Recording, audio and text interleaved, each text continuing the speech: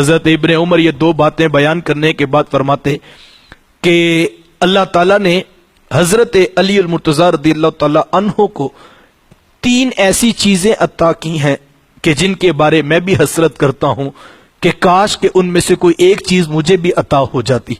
पूछा गया वो कौन सी 3 चीजें हैं जिनके बारे में आप हसरत करते हैं? फरमाते वो 3 चीजों में से अगर कोई एक चीज भी मुझे मिल जाती तो मैं उस चीज को सुर्ख कीमती ऊंटों से भी अफजल और महबूब जानता।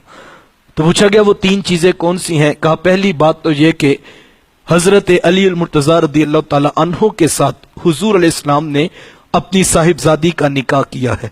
और यह बहुत बड़े मकाम व मर्तबे की बात है कि दो जहां के सरदार आका ने अपनी बेटी के लिए इंतखाब हजरत अली अल मुर्तज़ा रज़ियल्लाहु ताला अन्हु का किया।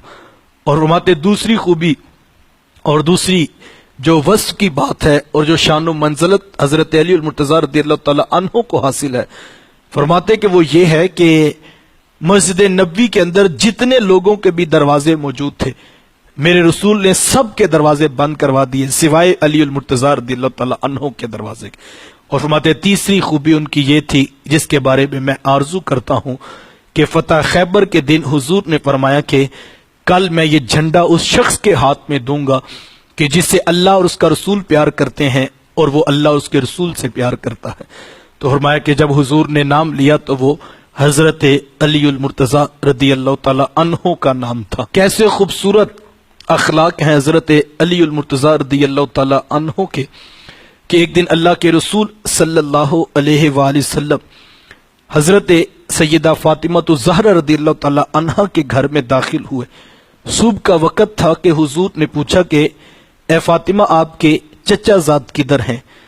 तो अर्ज की कि हुजूर घर में खाने के लिए कुछ नहीं था तो वो बच्चों को लेकर के बाहर किसी यहूदी के पास चले गए हैं। हजरत नबी रहमत सल्लल्लाहु अलैहि वसल्लम मेरे हुजूर जब ये बात सुनी तो हुजूर बाहर तशरीफ ले गए और जाकर देखा तो हसनैन करीमैन शहजादे जो है वो एक हौज के अंदर खेल रहे थे और पास बाग के अंदर हजरत अली अल मुर्तज़ा रज़ियल्लाहु ताला अन्हु मजदूरी कर रहे थे।